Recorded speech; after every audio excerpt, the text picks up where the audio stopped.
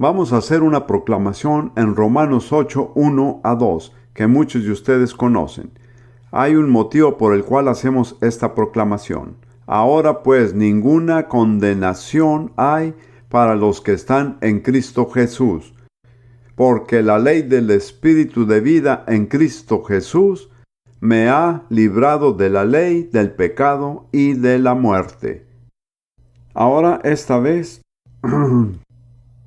vamos a decirlo frase por frase, repítanlo con nosotros. Y para cuando termine esta conferencia, algunos de ustedes habrán aprendido cómo memorizarlo. Lo decimos frase por frase.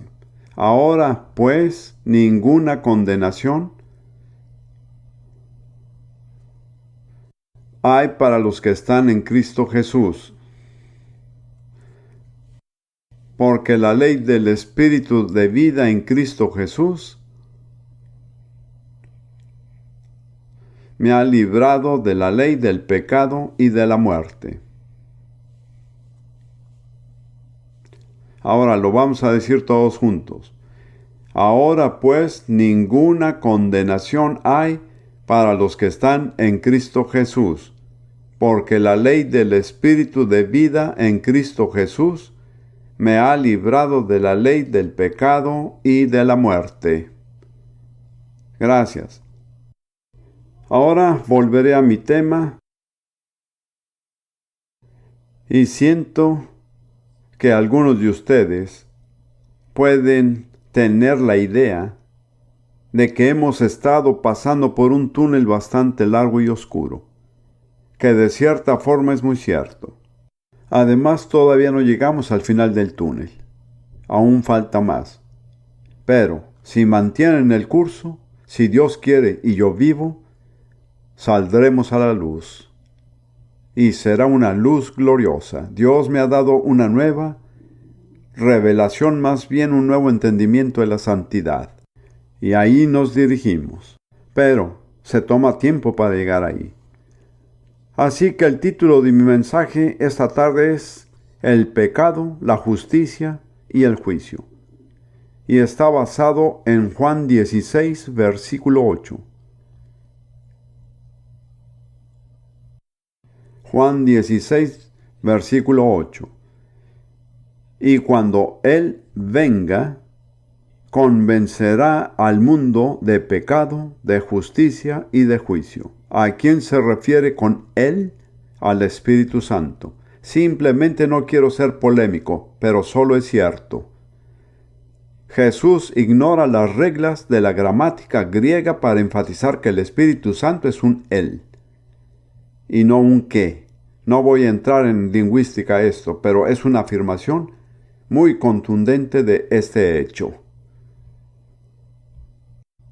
Así que creo que estas son las tres realidades eternas e inmutables en las que se basa toda la verdadera religión: el pecado, la justicia y el juicio. Habrá pecado y habrá justicia y al final habrá juicio. ¿Cómo entendemos el pecado y la justicia? Creo que la respuesta es que tenemos que saber lo que es la justicia. Porque en primera de Juan 5:17, Juan dice, toda injusticia es pecado. Así que todo lo que no es justo es pecaminoso. No hay punto neutral en lo absoluto. Así que si sabemos lo que es la justicia, entonces sabemos lo que es el pecado. En Isaías 28, versículo 17, al principio del versículo, Isaías 28, 17. El Señor está hablando y dice, pondré el derecho por cordel y la justicia por plomada, o el nivel. No formo parte del comercio de la construcción, pero sí sé lo que es una plomada. Es una pesa de plomo colgada de algún tipo de cuerda, y si uno quiere saber si algo es vertical, solo hay que colgar la cuerda de la misma. Y si la cosa, así sea una pared o lo que sea, está exactamente paralela a la plomada, entonces es vertical. Si no lo está, no es vertical. Y puede estar a 1 grado o 30 grados de inclinación. Igual no cambian las cosas, no es vertical. Y así es con la justicia y el pecado. La justicia es la plomada.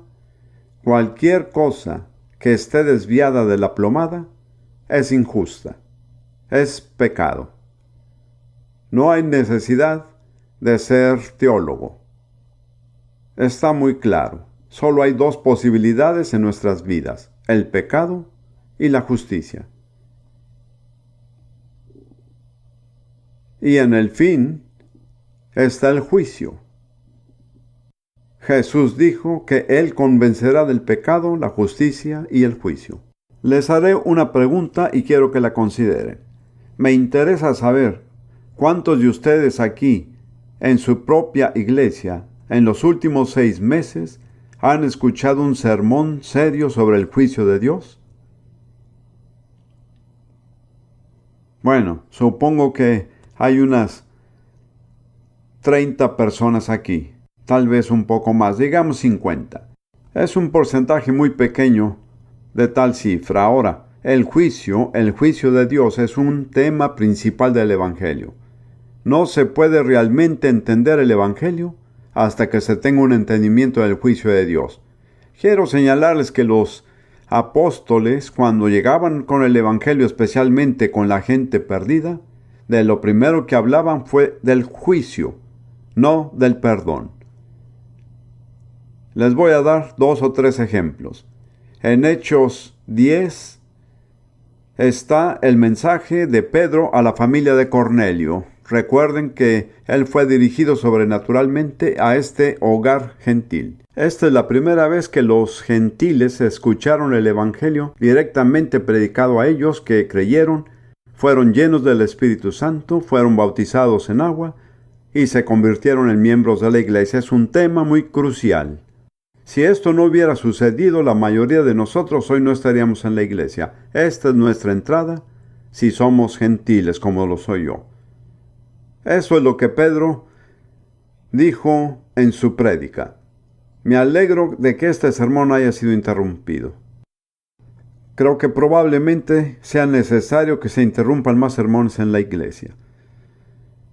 Quiero decir, si el Señor nos interrumpe, por mí, estoy encantado. Pero esto es lo que dijo acerca de Jesús en Hechos 10:42. Y nos mandó que predicásemos al pueblo y testificásemos que Él es el que Dios ha puesto por juez de vivos y muertos. ¿Qué fue lo primero que enfatizó? El juicio de Dios.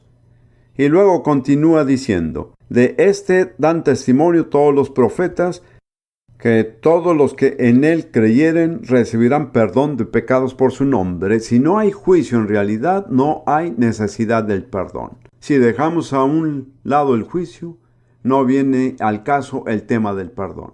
Veamos qué dice Pablo en Atenas. En Hechos 17, versículos 30 y 31. Y ahora está hablando con gente completamente sin iglesia, que está perdida, muy intelectual y sofisticada. Y dice, pero Dios, habiendo pasado por alto los tiempos de esta ignorancia, ahora manda a todos los hombres en todo lugar que se arrepientan. No se excluye a nadie, todo hombre donde quiera, que este es mandato no sugerido, mandato a arrepentirse. ¿Por qué? Por cuanto ha establecido un día en el cual juzgará al mundo con justicia. ¿Por qué tenemos que arrepentirnos? Porque vamos a enfrentar el juicio de Dios, todos nosotros sin excepción.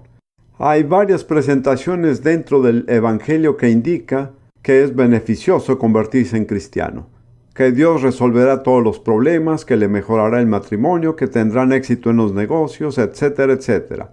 Esa no es la razón principal o más importante. La razón principal es que vamos a estar delante del juicio de Dios. Todos nosotros, sin excepción. Y si no respondemos al Evangelio, va a ser un día muy triste para nosotros. Y luego Jesús, En Lucas capítulo 24 comisiona a sus apóstoles justo después de su resurrección. Lucas 24,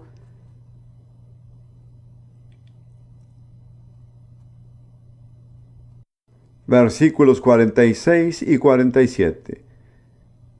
Y les dijo a los apóstoles: así está escrito, y así fue necesario que el Cristo, el Mesías, padeciese y resucitase de los muertos al tercer día, y que se predicase en su nombre el arrepentimiento y el perdón de pecados. Me parece que existe una secuencia en la presentación: el juicio, el arrepentimiento, el perdón y luego la fe. Y entenderá por qué estoy leyendo mis notas. La fe que no está unida al arrepentimiento o que no procede de la misma es una fe falsa.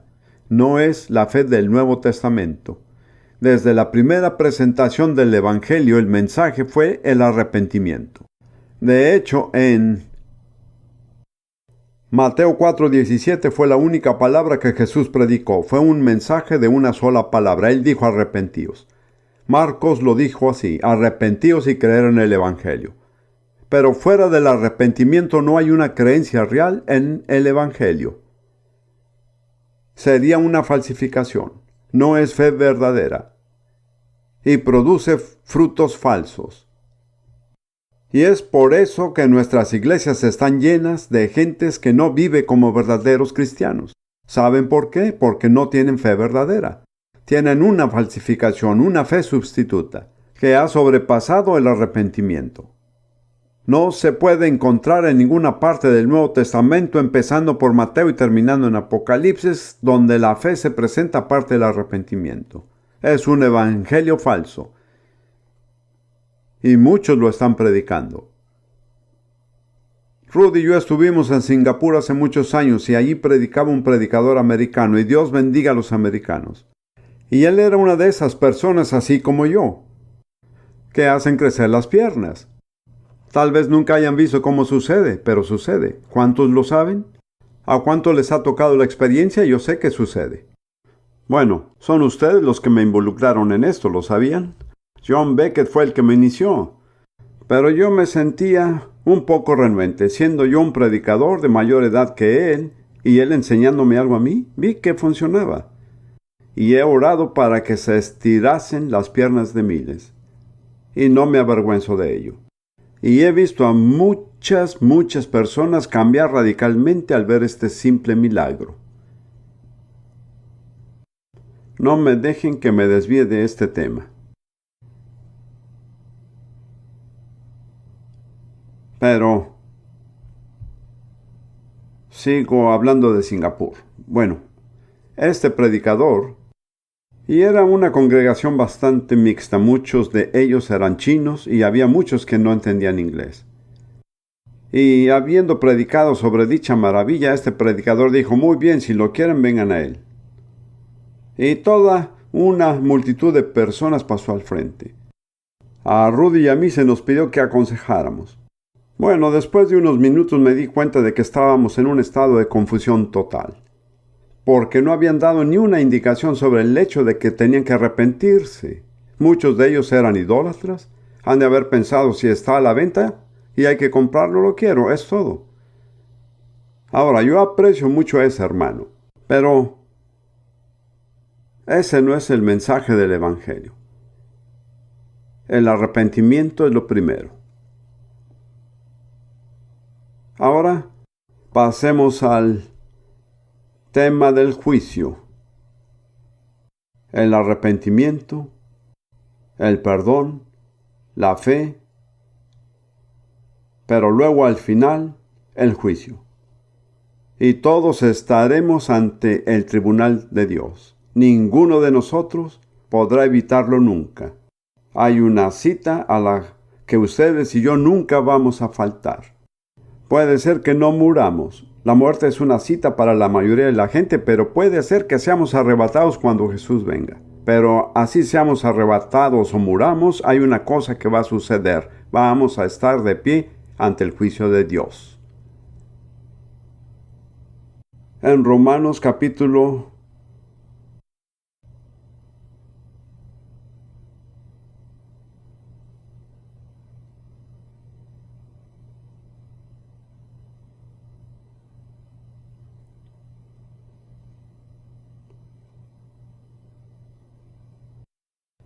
'Bueno, permítame regresar por un momento. Para evitar confusiones, hay dos escenas principales del juicio en el Nuevo Testamento. Mentalmente hay que mantenerlas separadas. En el que no me quiero enfocar es uno mencionado en Apocalipsis capítulo 20, que es el versículo 11, que dice: y vi a los muertos grandes y pequeños de pie ante Dios, y vi un gran trono blanco, y al que estaba sentado en él, de delante del cual huyeron la tierra y el cielo. Este es el juicio del gran trono blanco que cierra toda una etapa del tiempo. Ahora, si usted y yo, si vivimos la vida cristiana, no estaremos presentes en el juicio.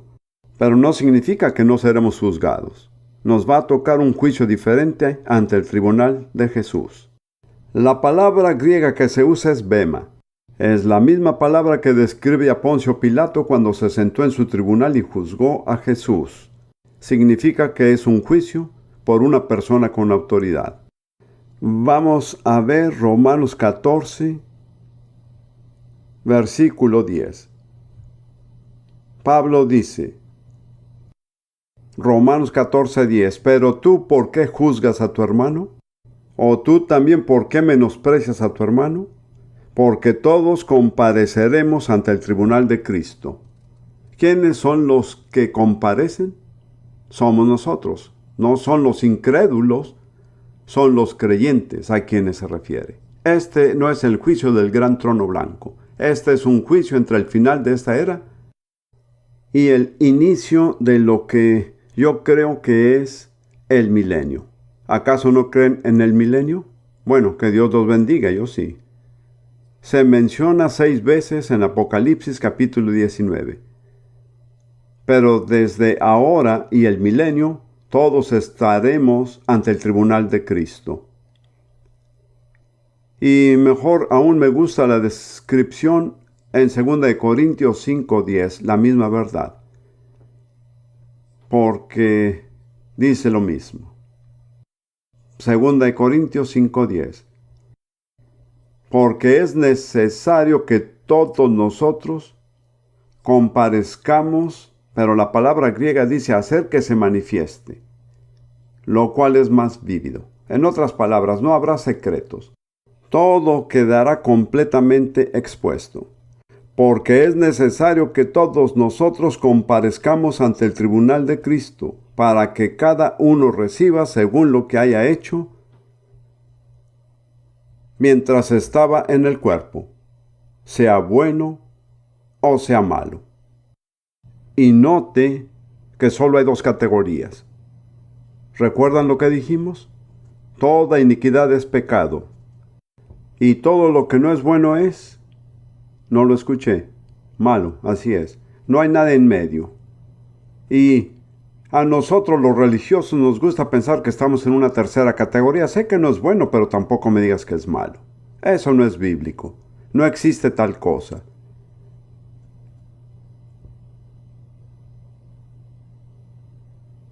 Las cosas que se hacen en el cuerpo, vamos a tener que responder a Jesús por la forma en que hemos vivido. Y solo hay 2 categorías, el bien o el mal. Jesús dijo, el que conmigo no recoge, desparrama. No hay nada entre recoger y desparramar. ¿Qué se está desparramando?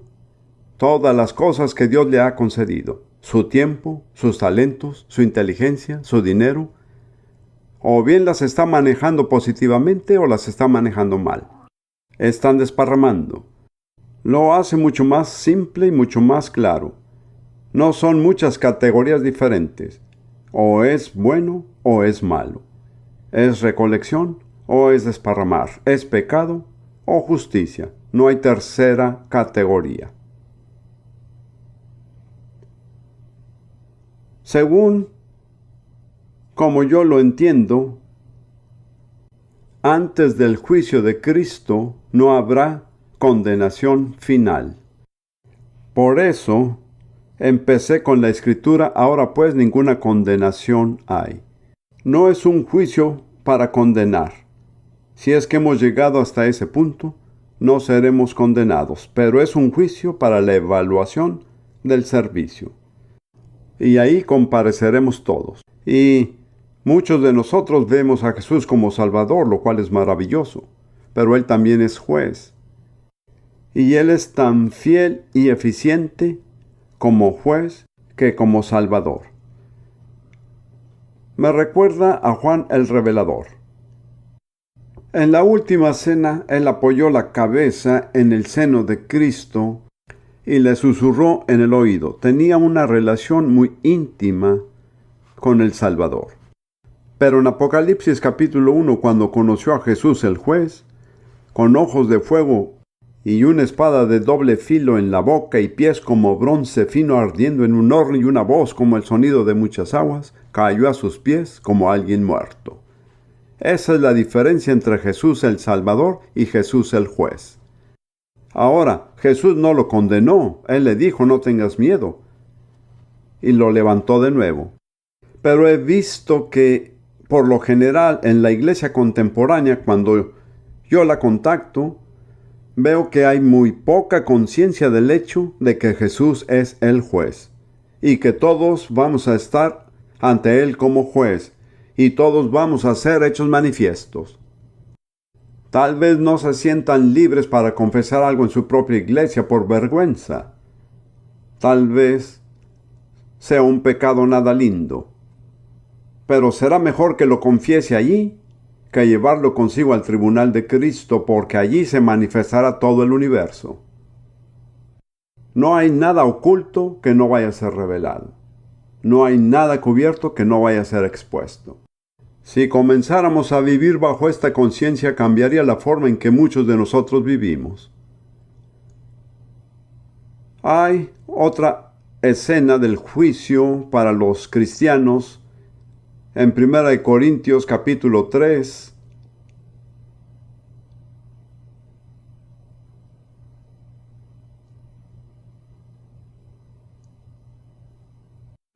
Vamos a ver el versículo 11. Habla de los cristianos que sirven al Señor y dice, porque nadie puede poner otro fundamento que el que está puesto, el cual es Jesucristo. Ahora se está refiriendo a las personas que han fundado sus vidas en Jesucristo. No solo miembros de la iglesia, sino personas que han edificado sobre el fundamento de Jesús. Y para los mismos no hay condenación. Pablo continúa describiendo cómo se evaluará nuestro servicio. Y si sobre este fundamento alguno edificare oro, plata, piedras preciosas, madera, heno, hojarasca, la obra de cada uno se hará manifiesta, porque el día del juicio la declarará, pues por el fuego será revelada, y la obra de cada uno cual sea, el fuego la probará. Así que los frutos de nuestra obra pasarán por un juicio de fuego. Si son inflamables, se quemarán. Si no pueden ser quemados, permanecerán. Y continúa diciendo, si permaneciere la obra de alguno que sobre edificó, recibirá recompensa. ¿Lo entienden? Se trata de un juicio para evaluar la recompensa. Si la obra de alguno se quemare, él sufrirá pérdida. Si bien él mismo será salvo, aunque así como por fuego. Creo que la NBI se traduce como quien pasa por el fuego. Así que tal persona permanece salva por haber construido sobre el fundamento, pero con los frutos de su obra envueltos en llamas ante sí mismo. ¡Qué tragedia! Lo que me impresiona es que La cantidad en realidad no es el problema. La madera, el heno y la paja son cosas que se pueden tener en grandes cantidades. Es muy raro llenar un camión con diamantes, oro o plata. Tengo entendido que la calidad es más importante que la cantidad. No menosprecio la cantidad, pienso que la gente puede ser el instrumento para la salvación de miles y miles de almas. Pero hay que asegurarnos de que no estamos produciendo solo madera, heno y paja. Porque el solo pensar en la agonía de ver toda la obra que hizo en la vida esfumarse entre las llamas. Gracias a Dios que aún así serán salvos, yo también. Pero piensen lo que se puede perder.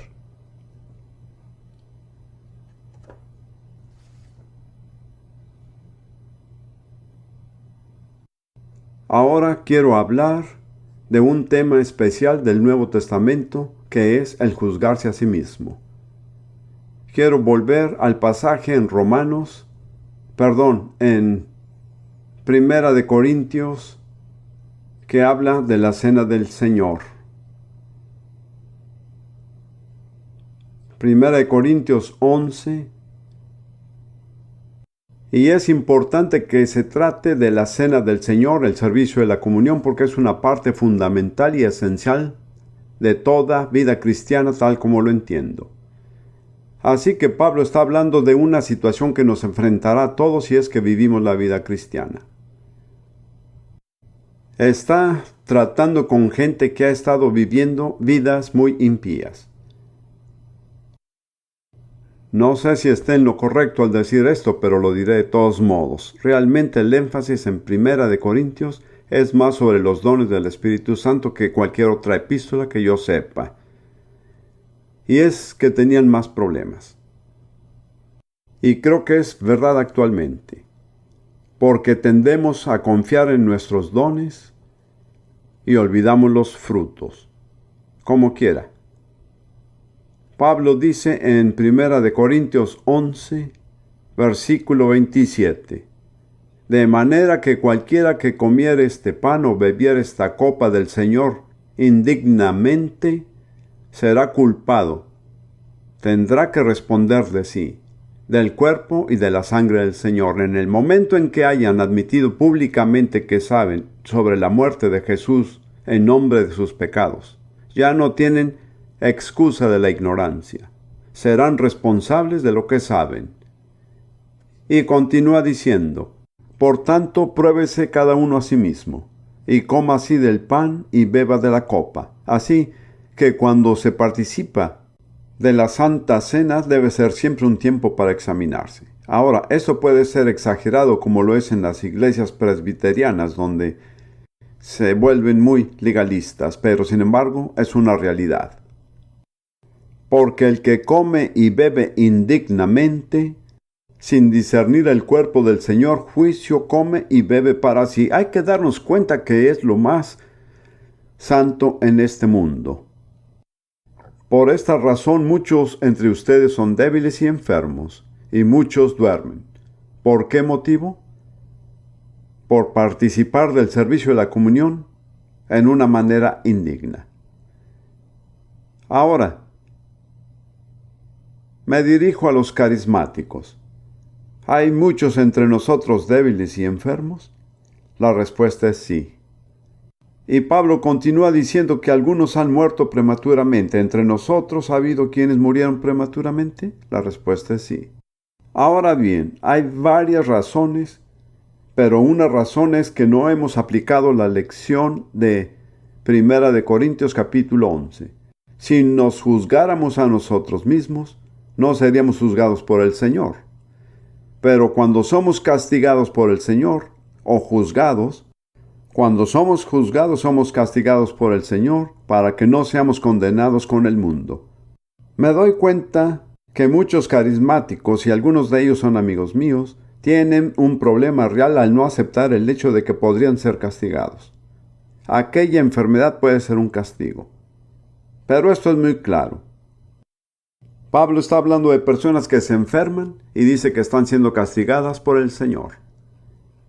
En Hebreos capítulo 12, donde terminaremos y llegamos al final, hoy no, sino al final del túnel, dice que Dios nos castiga como sus hijos para que podamos ser partícipes de su santidad.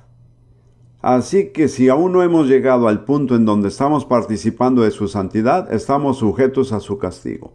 ¿Están de acuerdo? ¿Los he convencido? Miren, yo viví con pentecostales. Nunca supe que había otro tipo de cristiano cuando fui salvo. No sabía que no todos hablan en lenguas y cuando vi que no lo hacían me sorprendió. Y eso fue en 1941, hace mucho tiempo. Conozco algo de los pentecostales y los carismáticos. En muchas ocasiones, al pedirnos que oremos por los enfermos, simplemente hacemos la oración, decimos bendícelos, sánalos, Señor, citamos las Escrituras. No se nos ocurre preguntar si está siendo castigado por el Señor. Si es así, no se curará hasta que se arrepienta. Hasta que Dios lo haya escudriñado y tratado con eso. ¿Y saben para quién se aplica? Para mí. Y para ustedes también. Como verán, hay 3 posibilidades. Pueden recapacitar y cambiar. Pueden ser castigados por el Señor y arrepentirse. Pero si no se arrepienten, serán condenados con el mundo. Porque no se puede vivir la vida del mundo sin ser condenado con el mundo. Así que esas son las 3 posibilidades y se nos presentan continuamente cuando participamos de la cena del Señor. Ahora, voy a dar un testimonio personal y no es para vanagloriarme. Pero en 1991, Rudy y yo estuvimos en Hawái y me enfermé con una condición que los médicos encontraron muy difícil de diagnosticar. Trataban con esto y con lo otro y yo me ponía cada vez más enfermo. Entonces un médico muy inteligente, por quien doy gracias a Dios, dio con el diagnóstico correcto, que en la terminología médica es EBS. ¿Cuántos de ustedes saben lo que es? Endocarditis bacteriana subaguda. Endocarditis significa inflamación del revestimiento del corazón. ¿Por qué lo llaman subaguda? No lo sé, pero quienes lo tienen mueren. De hecho, antes del descubrimiento de los antibióticos no había cura para esto. Entonces, ¿cómo es que yo, siendo un predicador de la palabra, un ministro de la sanidad, con una serie de testimonios de personas que han sido sanadas, incluyéndome a mí mismo, y no he podido sanarme? No tenía ansiedad, realmente sabía que si moría, iría con el Señor. No tenía duda de esto, realmente no tenía miedo de morir. Pero como yo tengo un enfoque intelectual, quería saber la causa. ¿Por qué no me surte efecto? Así que al día siguiente terminé en un hospital durante 17 días y me tenían con antibióticos intravenosos por 6 semanas. Y tengo que decir que, como predicador carismático, le doy gracias a Dios por los médicos.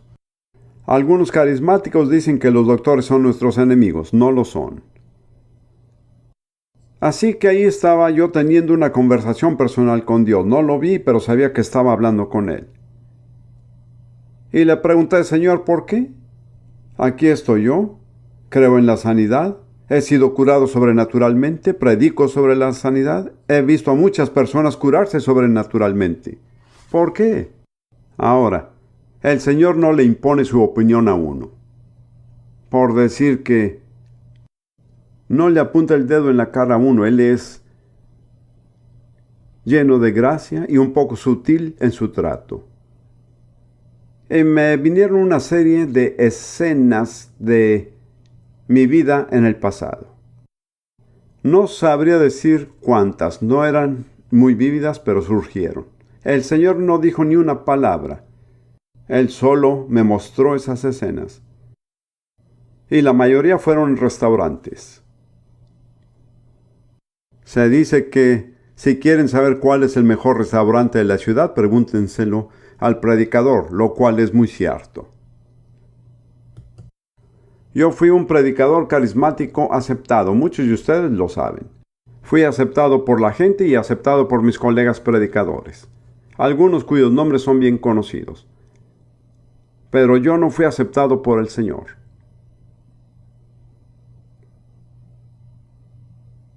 No me gritó, solo me dijo, saca tus propias conclusiones. Y mientras reflexionaba sobre esto, vi muy claramente que yo había sido muy autoindulgente. Permítanme señalarles que hay dos cosas que nunca se unen: el dominio propio y la autocomplacencia. En donde el uno acaba, el otro empieza. No se puede tener a ambos. Y el último de los 9 frutos del Espíritu Santo es dominio propio. Y esto es algo en la vida de uno que hay que cuidar. No sé si me atrevo a decir esto, pero lo diré. Esto lo digo en base a mi propia experiencia. ¿Conocen la enseñanza del hombre fuerte sobre una nación, o sobre una ciudad, o sobre un hogar? Hay que atar al hombre fuerte para así poder saquear sus bienes. Yo personalmente, y esta es mi propia impresión personal, es subjetiva, pero me he asociado con el pueblo estadounidense muy de cerca desde 1963, por lo que vienen siendo 35 años. En ese periodo de tiempo creo que ha habido 3 hombres fuertes sucesivos sobre los Estados Unidos. No son los únicos. Otro hombre aún más fuerte es el indio, el espíritu del indio americano, que ha sido adorado en esta tierra desde Canadá hasta la Argentina. Tal derecho nunca ha sido cancelado. Él todavía tiene una demanda legal a la autoridad de esta nación, pero dejando eso a un lado, la mayoría de ustedes, muchos de ustedes, todos ustedes recordarán el periodo de los 60s. El hombre fuerte era la rebeldía. La rebeldía es como el pecado de la brujería. Así que donde quiera que la rebeldía surja, la brujería seguirá, lo cual es lo oculto. Pero eso no es lo último. Creo que los hombres fuertes, los principados y las potestades de Satanás, usando estos términos, son rivales unos con otros, se pelean el puesto, luchan entre sí, no resuelven las cosas por las buenas. Así que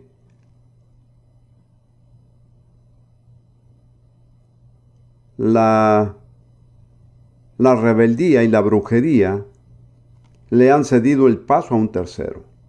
Ahora, por favor, sigan apreciándome, porque esto lo digo con una preocupación profunda.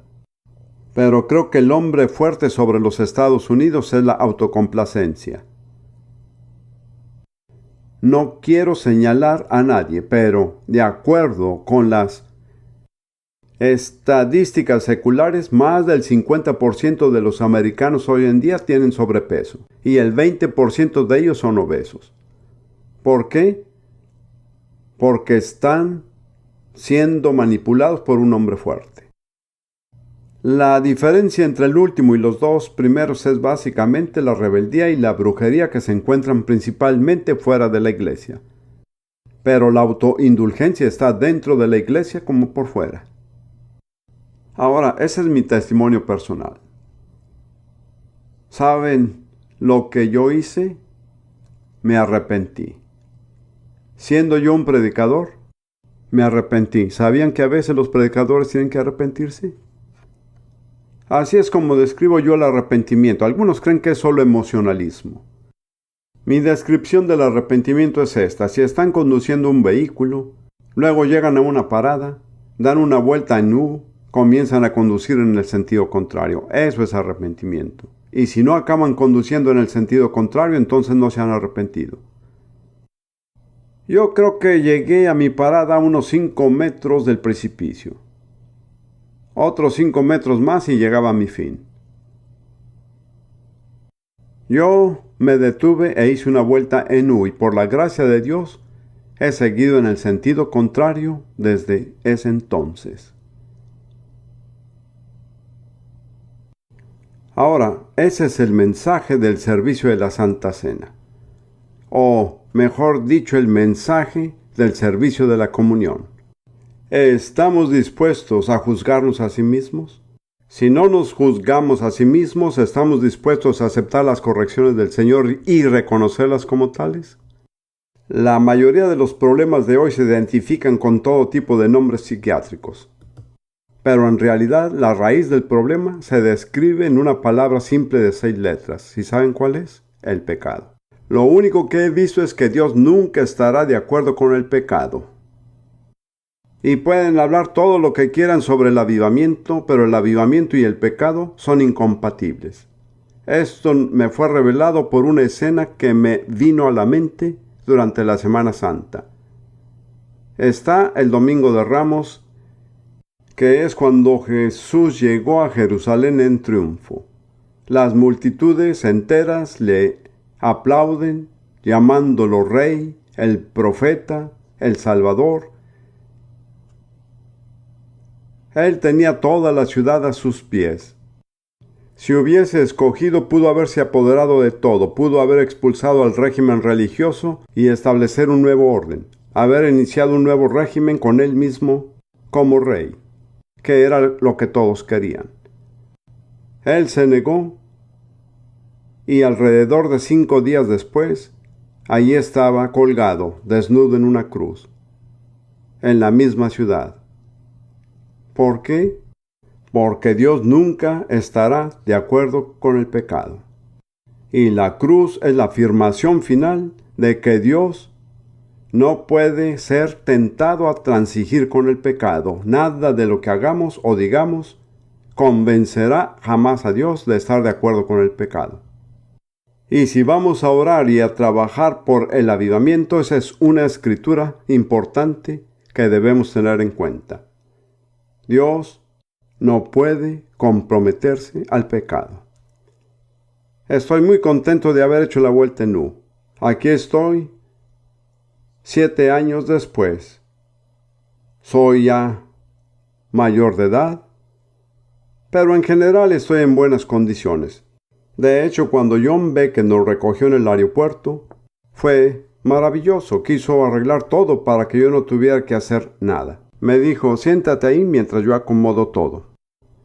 Bueno, estacionó el auto en una zona no autorizada, pero convenció a la mujer policía de que había un caballero mayor de edad que... Dios bendiga a esa mujer porque cuando salí del auto ella dijo, él no es mayor de edad.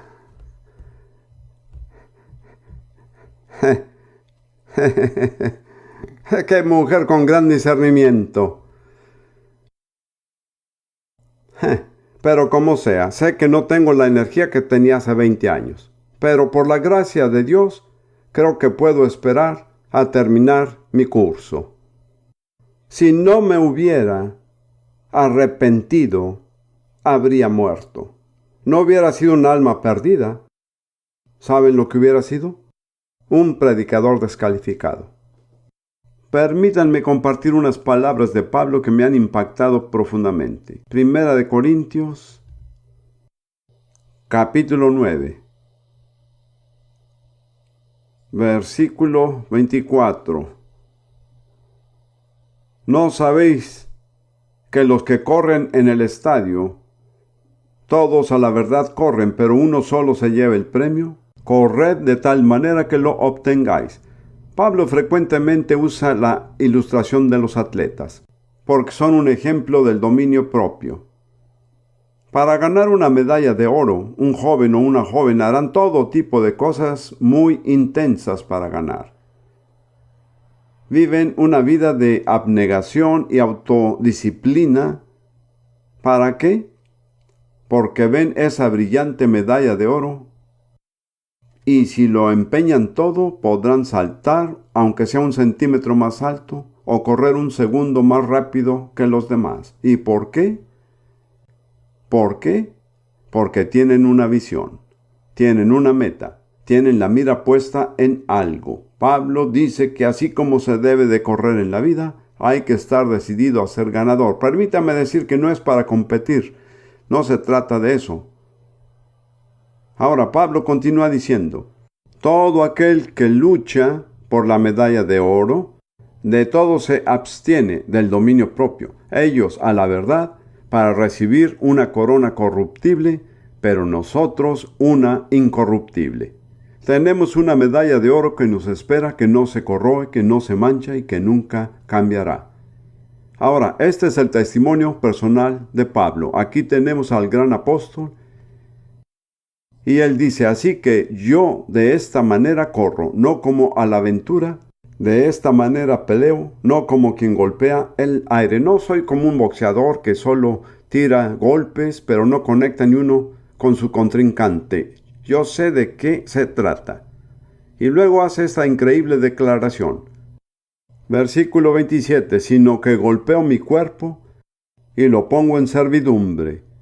No sea que habiendo sido heraldo para otros, yo mismo venga a ser eliminado. Ahora, ese es el gran apóstol, el fundador de iglesias, el escritor de la epístola. Y no daba por un hecho que acabaría su carrera victoriosa. La palabra que se usa significa me disciplino a mí mismo. Es una palabra muy fuerte en griego. Significa dejarle el ojo morado a alguien. Es una palabra en griego que significa golpeo mi ojo, le doy una paliza a mi cuerpo. Creo que en la antigua versión se lee antes hiero mi cuerpo. ¿No es así? Alguien dijo que ahora en la actualidad la gente autosatisface su cuerpo y lo lleva a un buffet. Pero me impresiona profundamente eso. Así es como yo pienso. Quiero terminar mi curso. En cierto sentido soy ambicioso. No para rivalizar con nadie ni para ser derrotado por el diablo. Si hubiera muerto no habría sido un alma perdida, pero habría sido un predicador descalificado.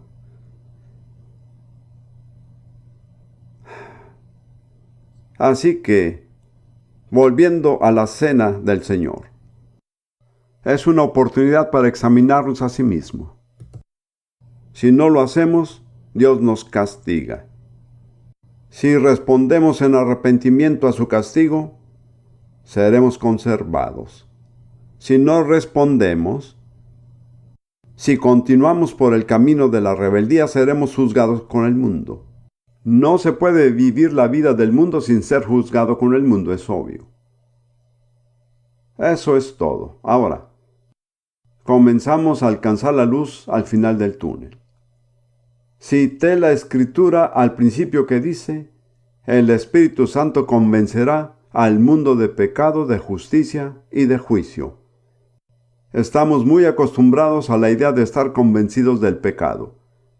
¿Cuántos de ustedes están acostumbrados a la idea de estar convencidos de la justicia? No se conformen con convencerse del pecado. Eso es solo un paso en el camino. Lo que buscamos es convencernos de la justicia. Quiero darles un poco de guía en cuanto a este tema. En Romanos 5:1. Romanos 5:1. Justificados pues por la fe, tenemos paz para con Dios por medio de nuestro Señor Jesucristo. Hemos sido justificados por la fe. Hemos sido considerados justos. Hemos sido hechos justos. En 1 Corintios capítulo 1, 36, Cristo nos ha sido hecho por Dios justificación. Mi justicia no ha sido hecha mía. No es producto de mis esfuerzos, ni tampoco de mis experiencias religiosas. Mi justicia está en Jesucristo. Él se ha convertido en justicia para mí. He sido justificado. Probablemente han oído esta interpretación, la cual dice que al ser justificado uno significa que es como si nunca hubiera pecado. ¿Cómo es eso? Porque la justicia de Jesús, el Hijo de Dios sin pecado, me ha sido imputada. No me presento ante el Señor con mi propia justicia. No vivo la vida cristiana con mi propia justicia. Estoy justificado, sin tener pecado, como si nunca hubiera pecado. El problema con muchos de nosotros es que mientras intentamos establecer nuestra propia justicia, no recibimos la justicia de Cristo por la fe. Al ser justificados por la fe, tenemos paz con Dios. No hay conflicto entre Dios y nosotros. Hay una canción que Rudy y yo aprendimos. Creo que algunos estuvieron en Sudáfrica cerca de aquel aborigen. Ojalá tuviera buena voz, pero no es así.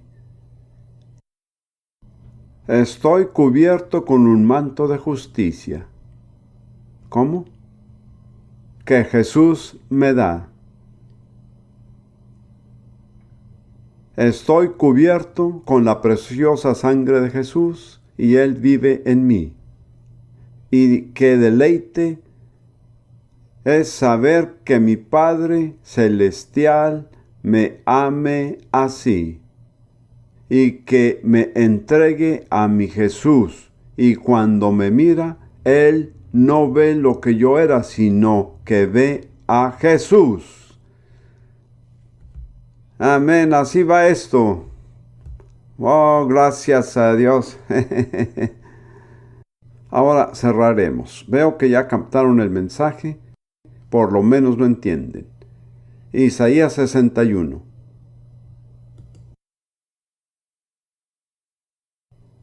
Me encanta predicar sobre este pasaje. Ya estamos saliendo del túnel oscuro. Aún no se acaba, pero se puede ver la luz al final del túnel. Isaías 61, versículo 10. Permítanme tratar de explicarlo de esta manera. Ser justificado, ser absuelto, es así. Cada uno de nosotros ha sido juzgado en la corte del cielo por un crimen que lleva una pena de muerte obligatoria. Nos hemos quedado esperando al juez a que anuncie el veredicto. Sabemos perfectamente que somos culpables. El juez sale y dice, es inocente. Mi esposa ha estado esperando afuera ansiosa por saber si voy a morir o no. Así que después de todo esto, yo diría, vaya, qué reunión tan agradable. Eso es lo que diría. Sino que yo diría, soy libre, no tengo por qué morir. Entonces, ¿cómo salen de la iglesia? ¿No fue más que una reunión? ¿O se dan cuenta de que han sido hechos justos con la justicia de Jesucristo? Veamos qué dice Isaías 61, 10. En gran manera me gozaré en Jehová. No solo me gozaré, pero en gran manera. Mi alma se alegrará en mi Dios, porque me vistió con vestiduras de salvación. Me rodeó de manto de justicia. Vea que hay dos prendas que uno recibe. La primera es el manto de la salvación. Tenerlo es maravilloso, pero nunca se queden ahí. No solo sean salvos, han sido envueltos en un manto de justicia. No de su propia justicia, sino de la justicia de Cristo. Y no importa por cuál ángulo los mire el diablo, lo único que podrá ver es la justicia de Cristo. Ahora pues ninguna condenación hay para los que están en Cristo Jesús. Hemos sido justificados. Somos como si nunca hubiéramos pecado. ¿Lo puede creer? ¿Realmente lo creen? Muy bien, pues pónganse de pie y díganselo a alguien. Busquen a sus lados, mírenlo en los ojos y digan, he sido justificado.